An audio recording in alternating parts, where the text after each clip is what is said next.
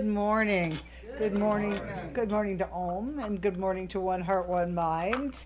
And, I always feel like we create this kind of sacred space when we come together as two spiritual families.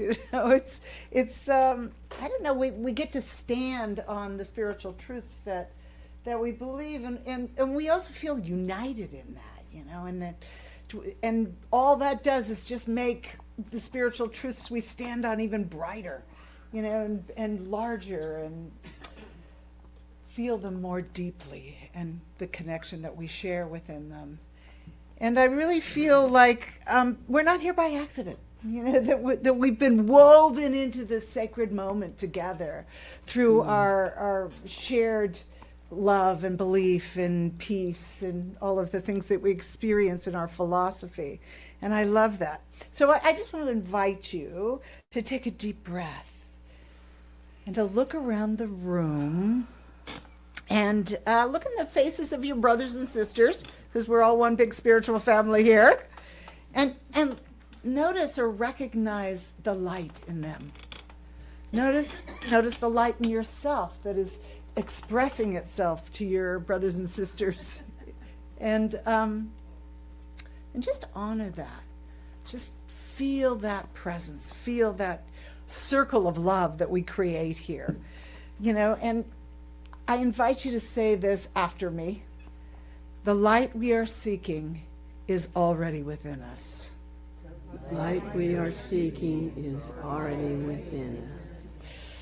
And when we get together and create this circle in this extended family, if you will, we get to experience who we truly are, because we can recognize it in each other, and we can feel it in ourselves, and the light within us, that brilliant, luminous light, divine being that we are, gets expanded, and we feel it more deeply, and we feel it in ourselves, and we recognize it in others, and on all life, really, but in this room, in ourselves and others.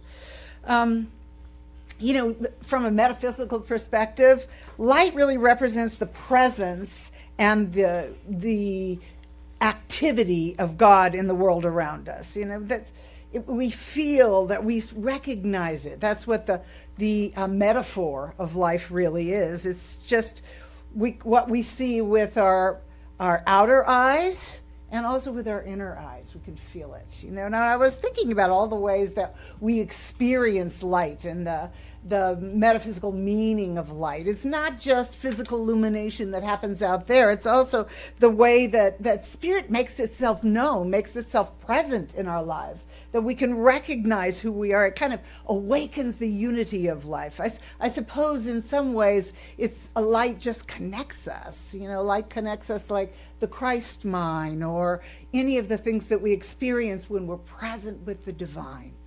That's what happens here when we come together. And one of the ways that I think, well, actually a couple of ways I think we experience the light is in consciousness, as a spiritual awakening almost, that we're divine beings, and we realize that ignorance, fear, all doubt, all those things that we experience in our human time and space reality occasionally, that they're not really real, because they're out of harmony with, they're out of sync with the divine presence, and by extension with us. So we know light in consciousness. We know light in our body. You can feel that presence, right? You can feel the light within, and it just, you can feel the presence of the divine and how it makes you connect with each other. Because really we feel the presence within our body.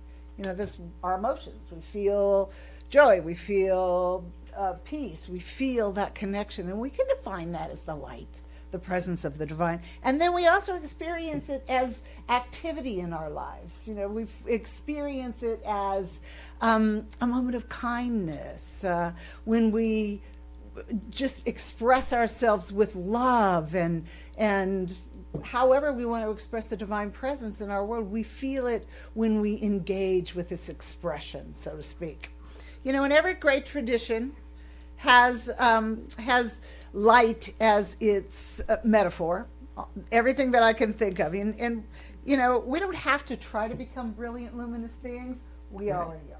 Right. We're already there. It's just a recognition and removing anything that stands in the way of our full experience and presence of that light, that divine light that we experience with our inner and our outer light. I suppose it'd be kind of like sometimes we forget who we are, right? And as I was saying, we come together when we remind each other. Just as if we're having a really cloudy or rainy day, we might forget that the sun is still actually shining above the clouds.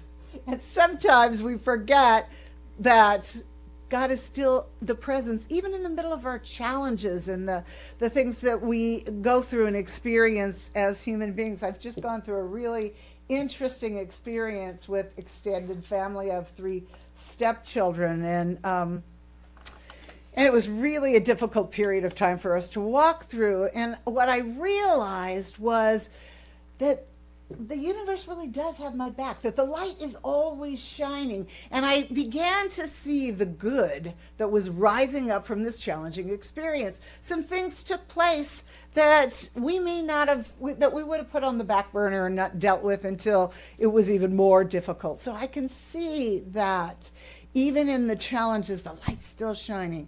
And when we come together like this, when we ask for help, we support each other in remembering who we are.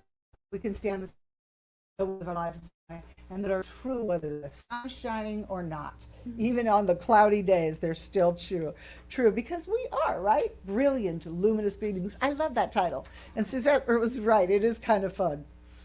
So when I lived in Oregon with my husband, we lived there for 12 years. We've been here for almost 10, so it's been a while since we were there. We lived on 5 acres of a pretty heavily wooded area. Not completely, our whole place was wooded, but a large part of it.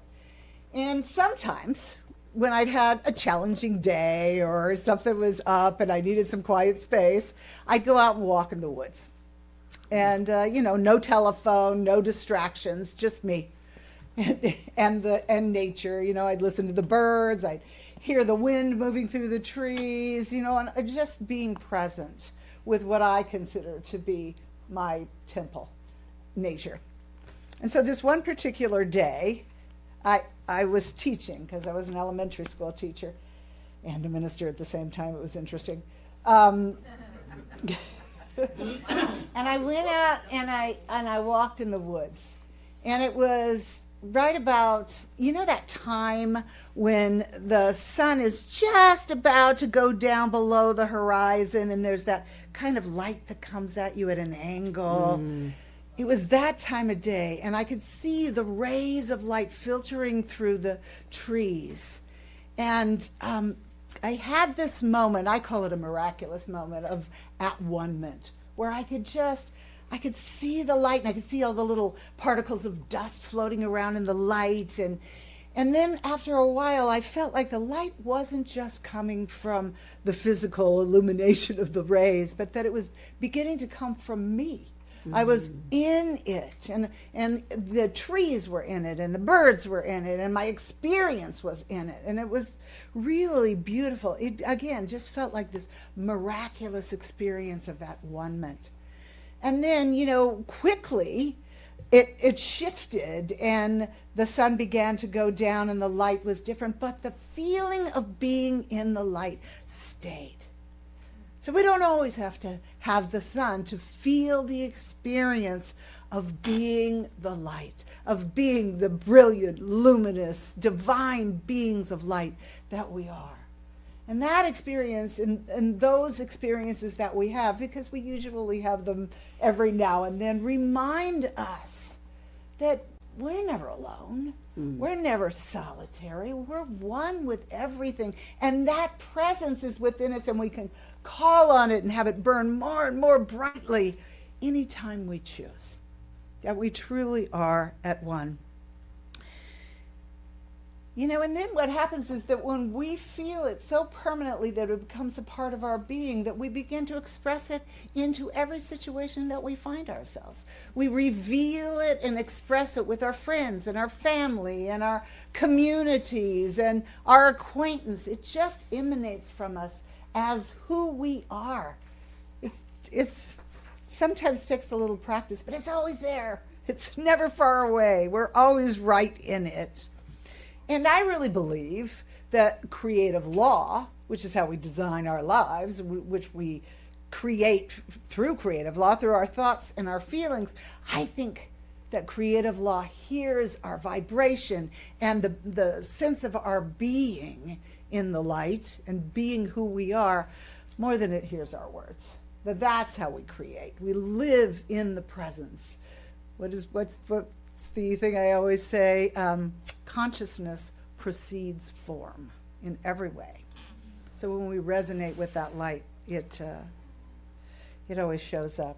And it's really super important for me to talk about spiritual principle, to talk about theories, to talk about the reality of what we live on or in, what our relationship with the divine presence, God, spirit, whatever you want to call it, is, and how we can cultivate that and how we're all one, all of those spiritual principles that we teach in Science of Mind. But it's also really important to me, I call this the advanced course to, theories, Spirituality 101. And the advanced course is recognizing in the world and living it. So I think there's quite a few ways that we can nurture that connection, seeing that light within us as we recognize it in the world. A few ways that we recognize it in the world is those moments of clarity and of compassion and connection that we feel. When we have a challenge in front of us and we know that there's an answer, we don't know what it is right now, but we bring forward that moment of, oh, that's it. We're listening to that higher self, that God self within us. And then we share it with the world because we're like, oh, I'm feeling this way. This power and this presence is in you as well. And when we realize that sharing our light doesn't diminish us in any way, that we can give from the infinite nature of our being, and sharing it only makes it shine even more. We can never be diminished by giving our light. Just like one candle lighting another candle, you just have more light. Just have more love. You just have more beauty. Mm-hmm. Just have more everything. Let's see, what else was I going to say?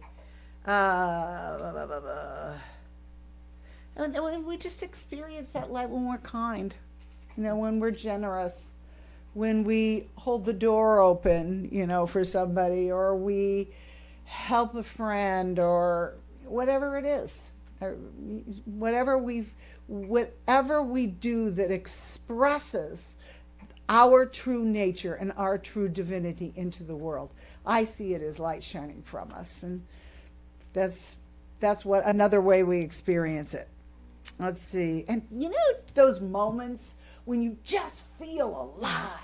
You just feel, wow, isn't it great to be alive in this world? And you just have that sense of gratitude that just raises your vibe and gives you more, and life returns to you more things to be grateful for.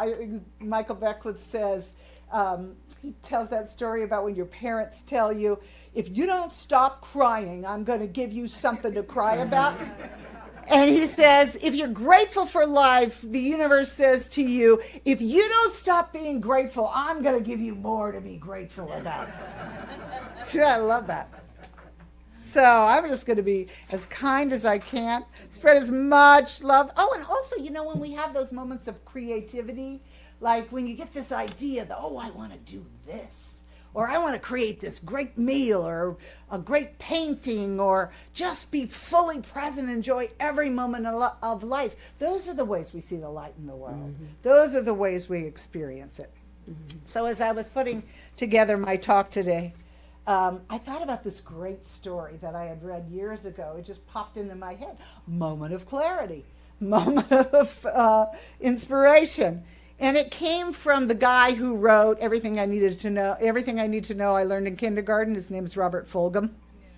And this one is from another book called It Was on Fire When I Lay Down on It. He's very clever.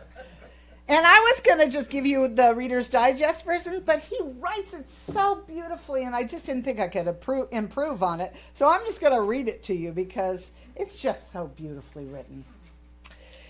So here's what he wrote. At the last session, on the last morning of a 2-week seminar on Greek culture, led by intellectuals in their field who were recruited by Dr. Alexander Papaderos, Papaderos rose from a chair in the back of the room and walked to the front, where he stood in the bright Greek sunlight of an open window and looked out. We followed his gaze across the bay to the iron cross marking a German cemetery. He turned and made the ritual gesture. Are there any questions? Quiet quilted the room. These 2 weeks had generated enough questions for a lifetime, but for now, there was only silence. No questions, Papaderos swept the room with his eyes. So I asked, Dr. Papaderos, what is the meaning of life? The usual laughter followed and people stirred to go. Papaderos held up his hand and stilled the room and looked at me for a long time, asking with his eyes if I was serious, and seeing from mine that I was. I will answer your question. Taking his wallet out of his hip pocket, he fished into the leather billfold and brought out a small, round mirror, about the size of a quarter. And what he said went like this. When I was a child during the war, we were very poor and we lived in a remote village. One day on the road, I found the broken pieces of a mirror. A German motorcycle had been wrecked in that place. I tried to find all the pieces and put them together, but it wasn't possible. So I kept only the largest piece, this one. And by scratching it on a stone, I made it round. And I began to play with it as if it was a toy and became fascinated by the fact that I could reflect light into dark places where the sun would not shine. In deep holes and crevices and dark closets, it became a game for me to get the light into the most inaccessible places I could find. I kept that little mirror, and as I went about my growing up, I would take it out in idle moments and continue the challenge of the game. As I became a man, I grew to understand that this was not just a child's game, but a metaphor for what I might do with my life.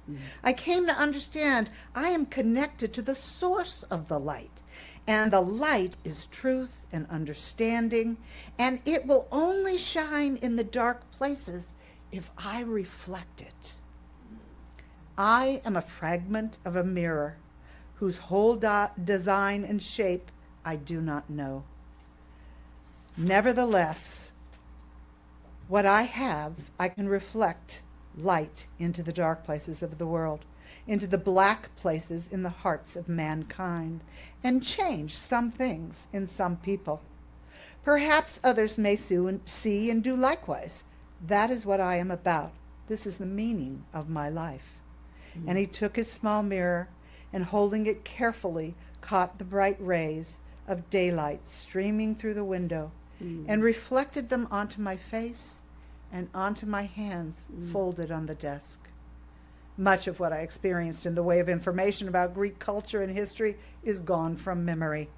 But in the wallet of my mind, I carry a small, round mirror still. Are there any questions? So I offer this blessing. So let's take a breath. Let it ground us in the spiritual truth that we are bright, luminous, divine beings of light. We are radiant beings of light. The brilliance of spirit shines through us. Wherever we go, our light blesses the world. We are brilliant, we are luminous, and we are eternal. And so it is. Wow.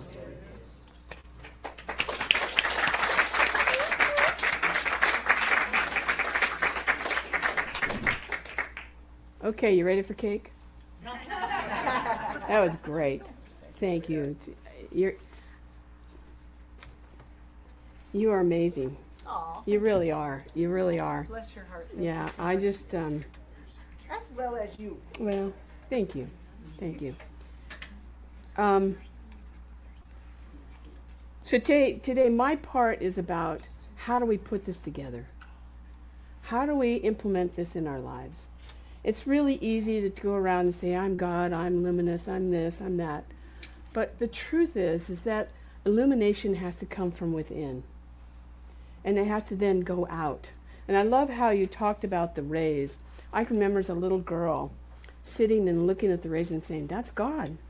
That was God to me. And I see it now, through the clouds. We've had a few storms here, and you could see the rays coming down, and I'm going, that's God, and it just reminds me to just open up. Just open up to the feeling, open up to the possibilities, open up to the spiritual essence of what's in front of me. And so today, this is about really us becoming that true light, becoming a luminous, becoming love, and becoming, really the truth is, to be free. To be free, to be authentic, and not like the Instagram pictures of the woman that's showing who she is in real life, and then they fixed her up. We don't have to go into that. We're really here to be confident in who we are and to illumine what we have inside of us. And I love this, but I always say to you guys, give it away. I'll probably say that a couple times. You have to give it away. When you really give away that which you know, that love that you have in your heart, that thing that you're trying to, there's some teachers in the room, when you have a precious soul in front of you, or parents, and you can say, you got this. And you have illumined them. You have made them better. But this doesn't just come in our physical being. Where that illumination comes from is our soul. It's a deeper meaning than just walking in the world. It's about being and living in the world with your soul. What is your real purpose? What are you really doing here? And if you're retired, I have to tell you, you have more work to do. You have more work to do, more work to give, more work to illumine in the world. The theme of this year for CSL, Centers for Spiritual Living, has been rising higher and growing deeper, your inner light. The thing about this is, if you're here today, what you're here to hear is that as you are illuminating yourself, is that people are looking at you and saying, what do you have? I remember when I started in Science of Mind, it was like, I don't know, maybe a month into this. I knew nothing about what they were doing. But I saw all these practitioners and people walking around, and they were happy, they were illumined, they were positive, they were like, you know the answer? I don't know how you know that, but I went, I want to be like you. And in fact, I went up to his name was Jerry. I can't remember his last name. I went up to him and I said, I want to have what you have. I want to have that in my life, because when I know I have that in my life, I can then give it away to somebody else. Or I will just feel better, because I felt pretty awful back then. I just will feel better. And so I'm going to start out with a quote, and I apologize. I don't even know who this person is, but she says some really important things.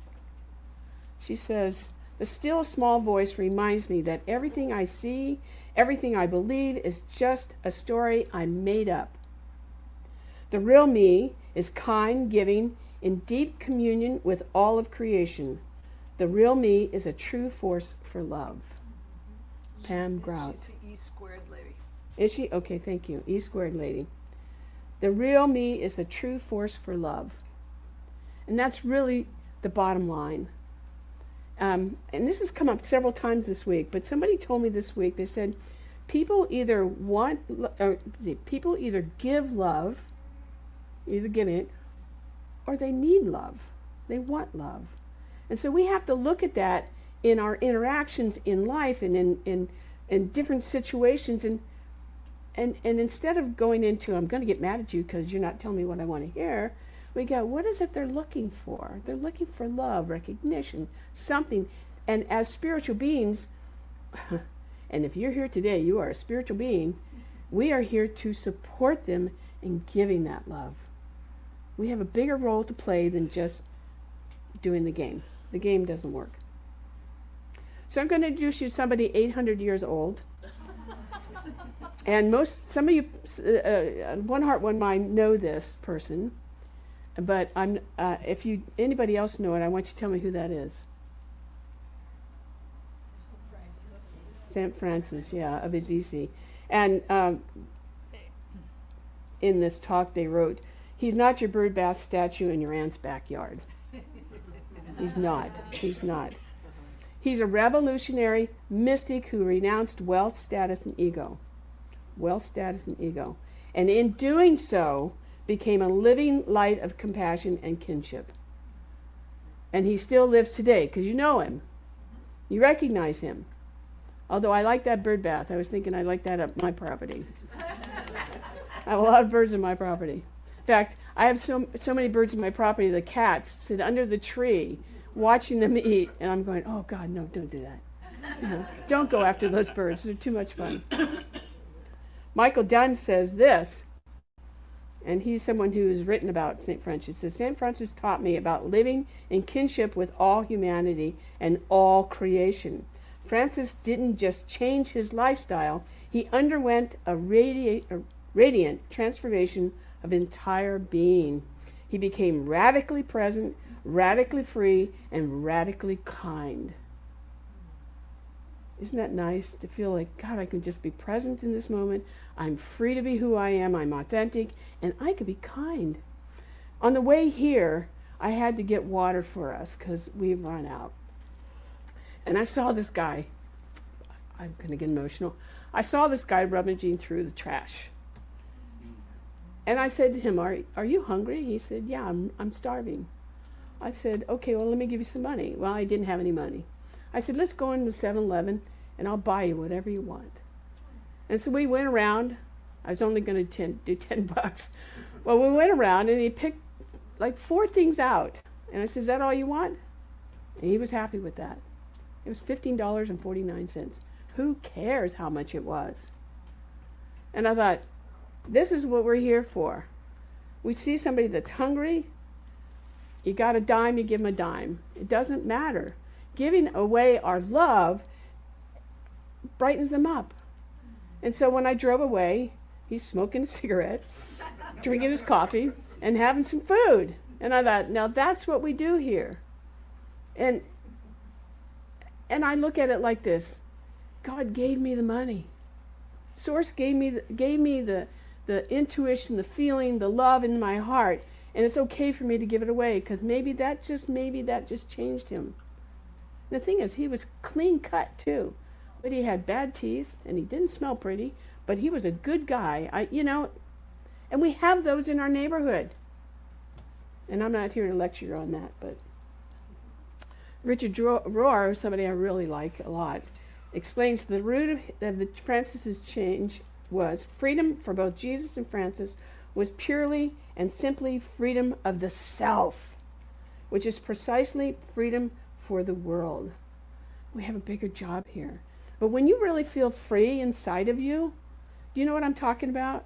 What that freedom is? When you're kind of like, okay, I'm okay. Everything's going to be fine. Do you know what? I want to see some heads. You know what that is? Yes. Some part of you goes, yeah, I am.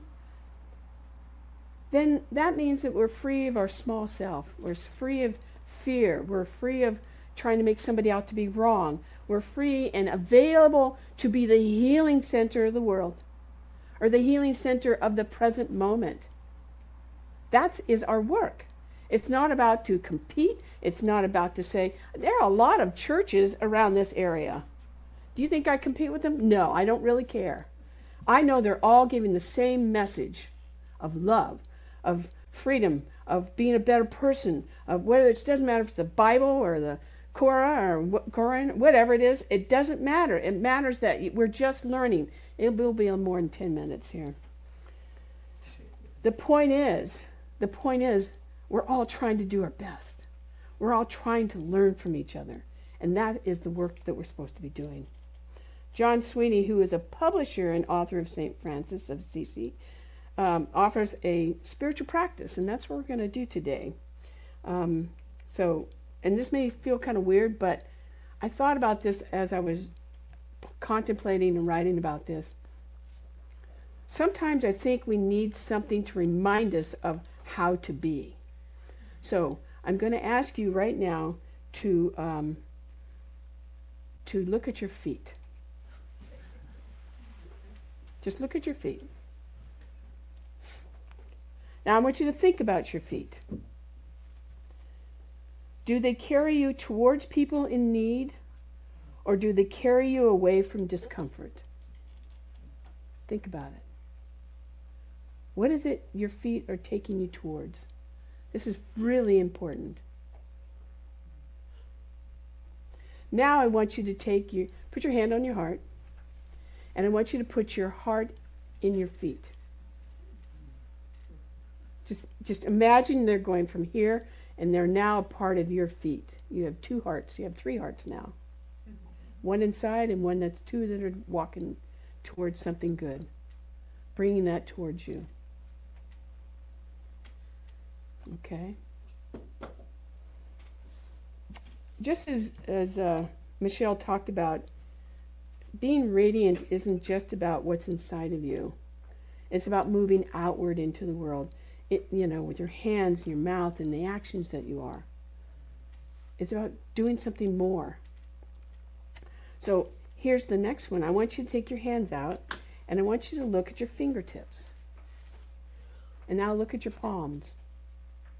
And I want you to picture in your mind what they have recently touched or carried. Just today. What have they done today? I know what you're doing. I was touching my kitty cat who decided that she was going to sleep with me this morning. I raised my head, and then all of a sudden she's right behind me. I'm like, what are you doing there? And so we shared the pillow. All right? What did your hands hold, perhaps this morning before you got here? What did they hold? What did they touch? What have they recently given away? What have your hands given away? Those hands of yours can be used to hurt, or they can be used to heal and help. I want you to remember, that's why it's the feet, the hands, and we'll get to the other in a minute. What do you use your hands for? What do you use your hands for? I've been putting fertilizer in my orange tree. That's what they were being used for this weekend. Here's a really important question. Are you gentle with your hands? Or do we just take it for granted? Okay, they're just there. Oh, that one hurt. You know what I mean? Are we gentle with our hands? They are special. We don't know how much we need them until we don't have them. That's right. That's right. How many people have had any kind of surgery in their hand? How about a shot in your hand? I just had 2 trigger fingers, and they put 2 shots in there. It's not fun. Absolutely. I'll talk to you later about that. It hurts. It hurts like, yes. I had some good words that day. Yes, and she didn't stop. She just kept, I'm like, no, stop. And the other question is did anyone teach you to be gentle with your hands? No. We don't think about this. We just do our work, and we hit it with a hammer. You know what I mean? We're not gentle. So I want you to start thinking about your hands, and what does it give? Does it give love to you? Does it give to something you're creating? Does it give something to music? Sylvia and Lucille back there do music. Do you create with it? And do you take care of it? Now, I want you to just put your hands over your mouth. And you can take them down now. What does your mouth do most often? Uh-oh. Uh-oh. Uh-oh, I like that. Does it laugh? Does it laugh a lot? Enough? Okay. Does it kiss? Yes. My dog got lots of kisses this morning. Is your mouth honest? Is it really honest? Is it bringing forth love? Do you use your mouth to speak in ways that are kind? And if not, I invite you to look at, I do this all the time. I had a massage yesterday.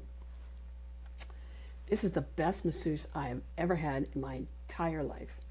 And afterwards, you're very vulnerable. And I always say something, and after I leave her, I go, why did I say that? Why did I bring that up? That wasn't even necessary. So I'm really thinking about now, how am I after I have a massage? I need to just be inside instead of bringing something up that doesn't have any meaning at all. So how are we speaking? Are we being kind? And then he also says, I think it's possible to throw words at people the way we throw things. Being careless or cautiously causing damage. We should be kind with our mouth. That's something we really practice here. We have many activities going on here. Many. And I do that because I believe that we come to God or spirituality or whatever belief system we have. We come here to learn about ourselves in different ways. The more we learn about ourselves in different ways, the better people we become. And so, in my humble opinion, nobody competes with anybody. And if there's a competitiveness around that, I squelch it. It doesn't work here. It will never work here. So, and I do that because when we come here, this is a sanctuary of love. This is a sanctuary of kindness. This is a sanctuary of, I maybe don't understand what you're telling me or understand. I can't tell you how many classes where I've sat at a table and I've said something wrong. In fact, I said something wrong to somebody and I humbly cried with them and apologized. Because to me, that brings forth a bigger healing than me telling them that they can't do that. Even if they took up too much time, that's what needed to happen at that moment. And that's who we are. We're here to heal. We're here to love. We're here to learn from each other, because I tell you, the reason why she's here is because I do not know everything. Yes, you're it. I'm shocked. Not me. And a bag of chips. And a bag of chips, that's right. And that's why we have different speakers here, because I don't want to be known for everything. I bring what I bring, and that's the gift I bring. And if you like it, great. If you don't, oh well, there's somebody else maybe you'll like. And it's not an ego thing. It's about making sure that you have all the tools you need to go out in the world and be a better person. You know what I mean? You get that? That's really important to me. Science of Mind says this, and yeah, we are going to go over a few more minutes. But this is Ernest Holmes. He says, can we talk to God? He says, love does not overcome hate and fear through controversy, argument, or force, but by a subtle power of transformation, just as light overcomes darkness. As you talked about light and darkness. Love overcomes that. So if you're struggling with somebody that's difficult, give them a compliment. That's love. Compliment them on their whatever it is, because it doesn't take anything away from you. You just are then giving that good, and that good will go a long ways. I have another example. Everybody knows about the caterpillar and the butterfly, right? The huge transformation that goes there.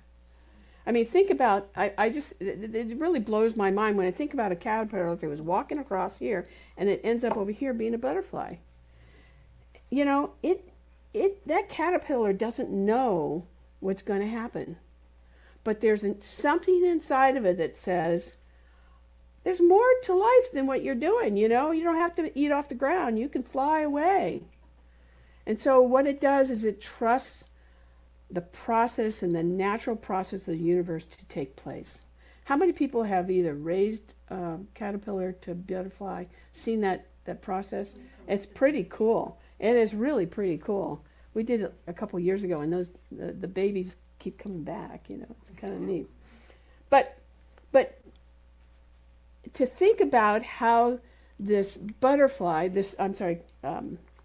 caterpillar, actually goes into this cocoon. They call it the chrysalis. I think chrysalis. Thank you. And it entirely breaks down into nothingness. I mean, just think about that. I mean, that's just incredible that it just moves into the nothingness that it was, and then all of a sudden reformats itself to be something incredible. And then to watch it break through that, and then start to bring its wings out. I mean, and you just go, oh my God, it's happening. That's when you come. It's the same thing as when you come to a spiritual place. That's exactly what we want you to do. Some people call it born again. I call it awakening. You are awakening to the magnificence of who you are, and all these little things that you learn here, no matter where it comes from, can move you there. The only thing I have to say about that, is don't ever stop. You know what I mean? Mm-hmm. When you stop, what do you think happens? Stagnation. The universe says, okay, I'll see you later. Whatever you want to live, I'm going to go help somebody else. Moved off the camera there. Don't stop. Even if it's just going to the mountains and watching the illumination of the sun going down, or it's going to Laguna Mountains, you're going to the beach, go find something that fills you up, that fills your heart up, you feel that, I'm getting chills, you feel that illumination of God moving through you. And whatever that is, it's it. Go find it. Find it and keep it.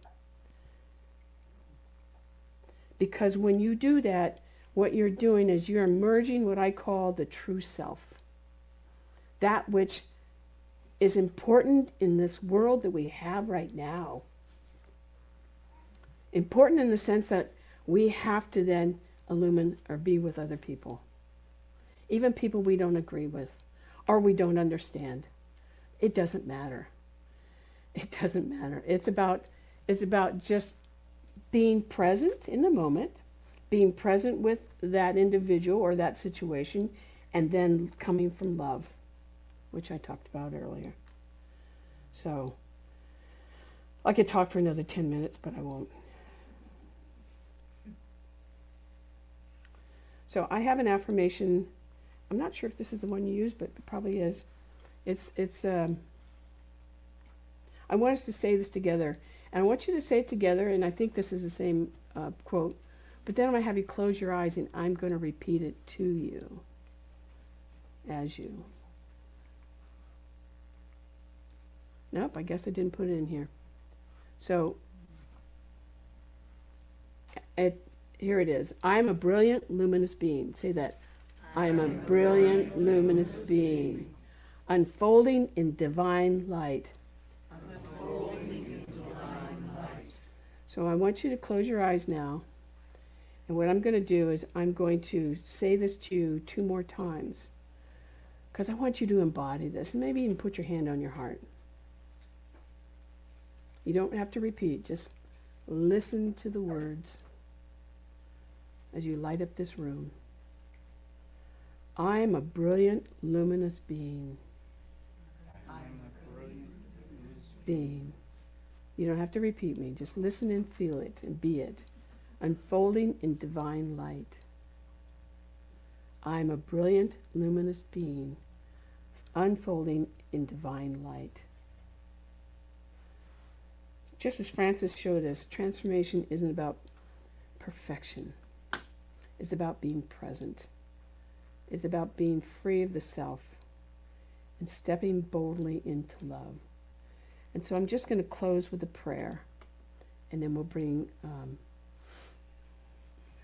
Lauren Grace back on. So as you hold your heart, I want you to know that you are connected to something greater than you've ever experienced. It is that luminous light that's coming down into your life, moving through your life and through you to create good in the world. You are always connected. There's no place where God is not, or spirit, or whatever word you call it. It's always with you. And at any moment, all you have to do is close your eyes and say, reveal to me that which you are, and be with me, and allow whatever good thought to come forward. And so I know and accept today, as we learn and we embody this truth of who we are, we do one thing with it, and that is we go give it away to somebody, one person, to practice with our hands, practice with our feet, practice with our mouth, giving away that good. And knowing that as we do that, we multiply that because someone else is going to give it away again. And as they give it away, another person takes it. And we start to change the environment that happens to be going on right now. We change and we have an influence over the goodness of who we are into the world. So I accept today that that's the work we're doing, that's the work we have been doing, and it's the work we continue to do. And so I bless each of you for being willing to do all of this. And you don't have to go change the world. Just take one person. Think of one person right now that you just want to go and call and say, I love you. Or talk to your child who maybe gave you a hard time today and just say, you know what, I love you. No matter what, I love you. Because they will remember. So with that, I give great thanks for the willingness to be here, to hear the message from both of us, to know that the divine moves through you. And with that, I release these words knowing that we have spread a lot of good today, and there's more to give. And join me in saying, and so it is.